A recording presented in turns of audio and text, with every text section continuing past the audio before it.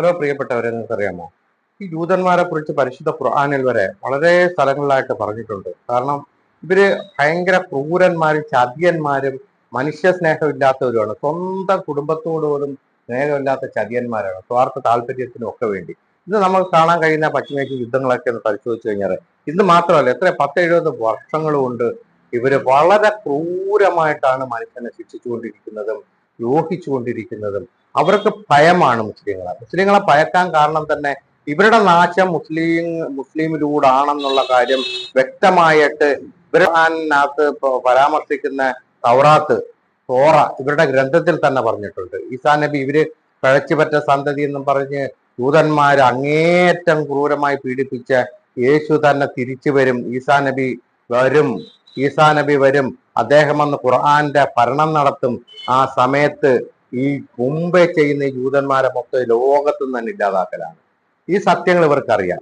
അപ്പൊ മുസ്ലിങ്ങൾ ഇല്ലാതാക്കണം, മുസ്ലിങ്ങൾ മൊത്തം തീർന്നു കഴിഞ്ഞാൽ ഇവർക്ക് രക്ഷയുണ്ട് എന്നുള്ള ഒരു അബദ്ധ ധാരണയിലാണ് ഇവരിന്നും ഈ മൂടന്മാർ ജീവിക്കുന്നത്.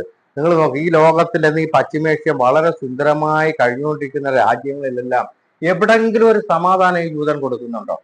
ഈ ജൂതന് വേണ്ടി കൊട പിടിക്കുന്ന ഒരു അമേരിക്കയുണ്ട്. ഒറിജിനൽ തീവ്രവാദികളാണ് രണ്ടെണ്ണം, ഏറ്റവും വലിയ തീവ്രവാദികളാണ്. അത് ഒരു തീവ്രവാദി ഈ നെതന്യാഹു തീർന്നിട്ടുണ്ട്, ചത്തിട്ടുണ്ട്. കാരണം എന്താ അറിയാം, അയാളുടെ ആ മീഡിയകളൊക്കെ, അൽ ജസീറ, അറബ് ചാനലുകളൊക്കെ വ്യക്തമായിട്ട് അയാൾ യോഗ കൂടിക്കൊണ്ടിരിക്കുന്നിടത്ത് മിസൈൽ പതിക്കുന്നതും അയാൾ തീരുന്നതും കാണിക്കുന്നുണ്ട്. പക്ഷെ ഇപ്പൊ ജൂതന്മാരുടെ ഒരു സ്വഭാവം എന്ന് വെച്ച് കഴിഞ്ഞാൽ ഇവര് തീർന്നു കഴിഞ്ഞാൽ ഇവർ ഒരിക്കലും തീർന്നു എന്ന് പറയില്ല.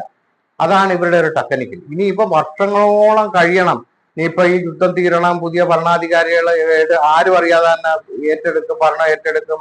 അത് കഴിഞ്ഞ് ഇങ്ങനെ പോയി അവസാനം ഒരു സമയത്തായിരിക്കും ഈ നെതന്യാഹു തീർന്നെന്ന് പറയുന്നത്. ഇവര് പറയത്തില്ല. എന്നിട്ട് കുറെ AI ക്യാമറയുടെ സഹായത്തോടു കൂടിയൊക്കെ ഇങ്ങനെ ഓരോ ഫോട്ടോകൾ ഇങ്ങനെ കാണിക്കുന്ന, ഓരോന്ന് സംസാരിക്കുന്ന, അവിടെ ഇന്ന് എന്ത് വേണമെങ്കിലും ചെയ്യാമല്ലോ. ഇപ്പം ഏറ്റവും വലിയൊരു ഭീകരൻ നിന്ന് വീഡിയോയിലൊക്കെ കിടന്ന് കറങ്ങുന്നതായിട്ട് ഇരുന്ന് നാടൻ ഫുഡ് അടിക്കുന്നതായിട്ട് കാണും, ചോറൊക്കെ ഇങ്ങനെ കുഴച്ച് തിന്നുന്നതായിട്ട് കാണിക്കും. ഇതൊക്കെ AI ക്യാമറയുടെ ഒരു കളിയാണ്. അവൻ തീർന്നിട്ടുണ്ട്, അതിന് യാതൊരു സംശയമില്ല. അത് അൽ ജസീറ പോലുള്ള അറബ് ചാനലുകളൊക്കെ വിടുന്നുണ്ട്. അപ്പൊ വളരെ രഹസ്യമായിട്ട് അതൊക്കെ വിടുന്നുണ്ട്, പുറത്തു വന്നിട്ടുണ്ട്. ഇനി അത് അങ്ങനെ തന്നെ പോണം.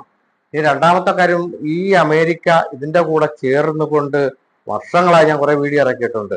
ഈ ഫലസ്തീൻ മക്കളായിട്ട്, മനുഷ്യരല്ലേ ഇവരായിട്ട് ഇങ്ങനെ കൊന്നൊടുക്കാൻ നിൽക്കുകയാണ്. യൂതനെ ഇവരെല്ലാം മൊത്തത്തിൽ ഫലസ്തീനും അറബ് രാജ്യങ്ങളും എല്ലാം നശിപ്പിച്ചിട്ട് എല്ലായിടും കയറി കിടന്ന അമിതമായിട്ടുള്ള ആഗ്രഹമാണ്. ഈ ഇസ്രായേൽ സന്തതികൾ എന്ന് പറഞ്ഞു കഴിഞ്ഞാൽ, ഇസ്രായേൽ എന്ന് പറഞ്ഞു കഴിഞ്ഞാൽ ഇവന്മാരുടെ പേരൊന്നുമല്ല. അത് ഇവരുടെ ഉപ്പുപ്പാടത്ത് ഇബ്രാഹിം നബി അലൈഹി സ്വലാത്തു വസ്സലാമിന്റെ സന്താന പരമ്പരയിൽ വന്ന ഇസ്ഹാക്കിന്റെയും യാക്കോബിന്റെയും സന്താന പരമ്പരകളാണ്. അതിൽ നിന്നുള്ള ഇസ്മായിൽ നബി, അതുപോലെ തന്നെ ഇബ്രാഹിം നബിയുടെ മറ്റൊരു മകനായ ഇസ്മായിൽ നബിയുടെ പരമ്പരയാണ് മുസ്ലിങ്ങള്. ഇസ്മായിൽ നബിയുടെ പരമ്പരയിൽ വരുന്നതാണ്. അപ്പൊ ഈ മനുഷ്യ വംശം മൊത്തവും അത് ഒരു പിതാവിന്റെയും മാതാവിന്റെയും മക്കളായിട്ട് തിരിഞ്ഞവരാണ്, പല ഗോത്രത്തിലായിട്ട് വന്ന്. അപ്പൊ ഇസ്രായേൽ എന്ന് പറഞ്ഞപ്പോ യാക്കൂബ് നബിയുടെ ഒരു പേരാണ്. അപ്പം ഈ ഇവന്മാര് ഈ പേരിലാണ് കിടന്ന് അഹങ്കരിക്കുന്നത്. ഇവന്മാരുടെ മൂഢമായിട്ടുള്ള ഒരു ചിന്ത, ഞങ്ങൾക്ക് കുഴപ്പമൊന്നുമില്ല, എന്ത് ചെയ്താലും സത്യത്തിൽ ഞങ്ങളെ ദൈവം അങ്ങ് സ്വർഗത്തിൽ. പക്ഷെ സത്യത്തിൽ ഇവന്മാര് ബഹുദൈവ വിശ്വാസിയാണ്. ഇവന്മാര് അള്ളാഹുവിനെ ആ നിയമം കൊടുത്ത തൗറ എന്ന് പറഞ്ഞ ഗ്രന്ഥം കൊടുത്ത അള്ളാഹുവിനെയും അതുപോലെ തന്നെ അവന്മാരെ നന്മയിലേക്ക് നയിക്കാൻ വന്ന മൂസാ നബിയൊക്കെ ഇവര് അങ്ങേയറ്റം പീഡിപ്പിച്ച് പോയൊരവസ്ഥയാണ്. എന്നിട്ട് അവർക്ക് ഇഷ്ടമുള്ളതിനാണ് പിൻപറ്റുന്നത്. ഒരു ബഹുദൈവ വിശ്വാസികളാണ്. അതുപോലെ തന്നെ ഇതിനകത്ത് എടുത്തു പറയേണ്ട മറ്റൊരു കാര്യം, നമ്മളെ കേരളത്തിൽ ഒരുപാട് പേര് ഇസ്രായേലിനെ താങ്ങുന്നുണ്ട്. അത് ഈ ഞാൻ തുറന്നു തന്നെ പറയുകയാണ്, ഈ സംഘി വിഭാഗത്തിൽപ്പെട്ടവരാണ് താങ്ങുന്നത്, യുക്തിവാദികളും. എന്താണെന്ന് വെച്ച് കഴിഞ്ഞാൽ, അപ്പൊ ഒന്നാമത് അതിനൊരു സർട്ടിഫിക്കറ്റും നമ്മളെ ഭരണാധികാരി കൊടുത്ത്, ലജ്ജാകരമാണ്. എന്താണ്, ഫാദർലാൻഡാണ്, അതായത് കാളരാജ്യമാണ്. പറഞ്ഞ കറക്റ്റാ, ഫാദർലാൻഡാണ്, കാളരാജ്യമാണ് ഇസ്രയേല്. അതുപോലെ മദർലാൻഡാണ് നമ്മളെ ഇന്ത്യ, അത് പശുരാജ്യമാണ്. പറഞ്ഞതിനകത്ത് കാര്യമുണ്ട്. പക്ഷെ ഇവിടെ മനസ്സിലാക്കേണ്ടതെന്ന് പറയുമ്പം, ഈ ബഹുദൈവ വിശ്വാസികളെ, വിഗ്രഹ ആരാധകരെ അവന്മാര് പന്നിയേക്കാളും മോശമായിട്ടാണ് കാണുന്നത്. ഏതെങ്കിലും ഒരു ബഹുദൈവ വിശ്വാസിക്ക്, ഏതെങ്കിലും ഒരു ജൂതൻ, ഇപ്പൊ പല നമ്മളെ നാട്ടിൽ തന്നെ ഉണ്ട്, ജൂതന്റെ അടുത്ത് എന്നിട്ട് ഞങ്ങൾ നിങ്ങളെ മാത്രോട്ടൊന്ന് വരാം, അല്ലെങ്കിൽ ഞങ്ങൾ നിങ്ങളെ അംഗീകരിക്കുമെന്ന് പറഞ്ഞു നോക്കുക, അവർ ചവിട്ടി പുറത്താക്കി വിഗ്രഹാരാധകർ. അപ്പൊ ഇതൊന്നും മനസ്സിലാക്കാതെ നമ്മ സ്റ്റാൻഡ് എന്താണെന്ന് പോലും പഠിക്കാതെ ഇവരെടുത്ത് ഇങ്ങനെ നടന്ന് പൊക്കിക്കൊണ്ട് നടക്കുന്നത് യുക്തി എന്താണെന്ന് മനസ്സിലാവുന്നില്ല. ആകെയുള്ള ഒരു യുക്തി എന്ന് പറയുമ്പോൾ മുസ്ലിങ്ങളെ അവര് കൊല്ലുന്നു, അതുകൊണ്ട് അതിന്റെ സന്തോഷമേ ഞങ്ങൾക്കുള്ളൂ. സഹോദര, ഇന്ന് ഈ ഇന്ത്യ മഹാരാജ്യം തന്നെ രക്ഷപ്പെട്ട് നന്നായിട്ട് രക്ഷപ്പെട്ട് വന്നത് തന്നെ ഈ ഗൾഫ് രാജ്യങ്ങളുടെ പണമാണ്, അറബികളുടെ പണമാണ്, മുസ്ലിങ്ങളുടെ പണമാണ്. കാരണം ഞാൻ ഇന്നിപ്പോ 10-16 വർഷം ഗൾഫ് രാജ്യത്ത് ജീവിച്ചു വന്നവനാണ്. എനിക്കതുകൊണ്ട് നന്നായിട്ട് അറിയാം. എല്ലാ രാജ്യത്തും നമ്മളെ ഇന്ത്യക്കാരാണ് ഏറ്റവും കൂടുതൽ ഇന്ദിരാഗാന്ധിയുടെ കാലത്ത് കൊടുത്തുകൊണ്ടിരുന്നത്. ഇന്ദിരാഗാന്ധിയുടെ കാലത്തും രാജീവ് ഗാന്ധിയുടെ കാലത്തൊക്കെ ഏറ്റവും കൂടുതൽ മുസ്ലിം ഈ ഇന്ത്യക്കാരെയാണ് ഗൾഫ് രാജ്യങ്ങൾ സ്വീകരിച്ചുകൊണ്ടിരുന്നത്. ഇന്ദിരാഗാന്ധിയൊക്കെ ആയിട്ട് അത്ര നല്ല ബന്ധമാണ് അറബ് രാജ്യങ്ങൾക്ക്. അത് കാരണം കണ്ടമാനം വിസകൾ കൊടുത്ത് അങ്ങനെ നമ്മളെ ഇന്ത്യ മഹാരാജ്യം തന്നെ രക്ഷപ്പെട്ട് പല രീതിയിലും.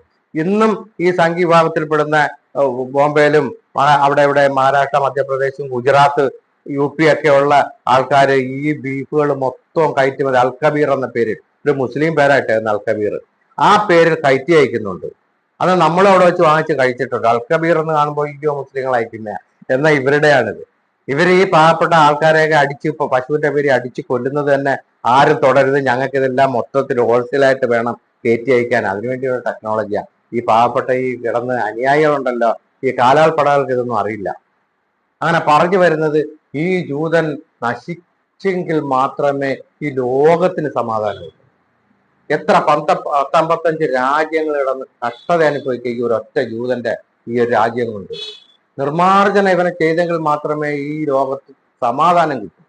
അതുപോലെ തന്നെ ഇവൻ തീർന്നു കഴിഞ്ഞാൽ പിന്നെ തീവ്രവാദിയായ ആ ട്രംപിന്റെ പണി കഴിയും. അങ്ങനെ തീവ്രവാദി ഇവന്മാരാണ് തീവ്രവാദി. ഇത് ബില്ലാദനെയൊക്കെ ഇങ്ങോട്ട് കയറ്റി വിട്ടത്, ഇറക്കുമതി ചെയ്തത് ആരാ? ബില്ലാദൻ ആരായിരുന്നു? ഈ അമേരിക്കന്റെ ദത്തുപുത്രനായിരുന്നു, ജോർജ് ബുഷിന്റെ ഒക്കെ ദത്തുപുത്രനായിരുന്നു. അതിനെക്കുറിച്ച് ഇനി മറ്റൊരു വീഡിയോയിൽ സംസാരിക്കാനേ പറ്റൂ. അത് തീർച്ചയായിട്ടും ഇതിന് പുറകിൽ ഇറക്കുന്നുണ്ട്. ആരാണെന്ന് ജനങ്ങൾ മനസ്സിലാക്കണം, ഇന്നുള്ള മനുഷ്യർ മനസ്സിലാക്കണം ആരാണെന്ന്. ഇപ്പൊ പറഞ്ഞു വരുന്നത് ഈ 2 തീവ്രവാദികളും കൂടി ഈ ലോകത്ത് സമാധാനം ഇല്ലാതാക്കുക. ഇവർ ഒരുത്തൻ തീർന്നു കഴിഞ്ഞാൽ, ഒരുത്തന്റെ ഈ രാജ്യത്ത് അങ്ങ് ഒതുക്കി കഴിഞ്ഞാൽ പിന്നെ മറ്റൊന്നും ഇങ്ങോട്ട് കയറത്തില്ല. സമാധാനം 10-55 രാജ്യങ്ങൾക്ക് കിട്ടും, മനുഷ്യർക്ക് കിട്ടും. യുദ്ധം 2 രാജ്യത്തുള്ള നല്ലവരായ മനുഷ്യരുടെ അനുഭവിക്കുകയാണ്. അപ്പൊ ഇത് മനസ്സിലാക്കാതെ കുറെ ആൾക്കാർ ഇവിടെ കിടന്ന് കാണിക്കുന്നുണ്ട്. സത്യത്തിൽ സങ്കടം തോന്നും, ചിരിയും വരികയാണ്. അമ്പിളിയമ്മാവനെ കണ്ട് പട്ടി ഉരയ്ക്കുന്ന കണക്കുള്ള എന്താ കഥ. അപ്പൊ ഇതിൽ ബില്ലാദന്റെ വീഡിയോയെ കുറിച്ച്, അവന്റെ ചരിത്രത്തെ കുറിച്ച്, എങ്ങനെയാണ് അത് സംഭവിച്ചത് എന്നെ കുറിച്ച് അടുത്ത വീഡിയോയിൽ നമുക്ക്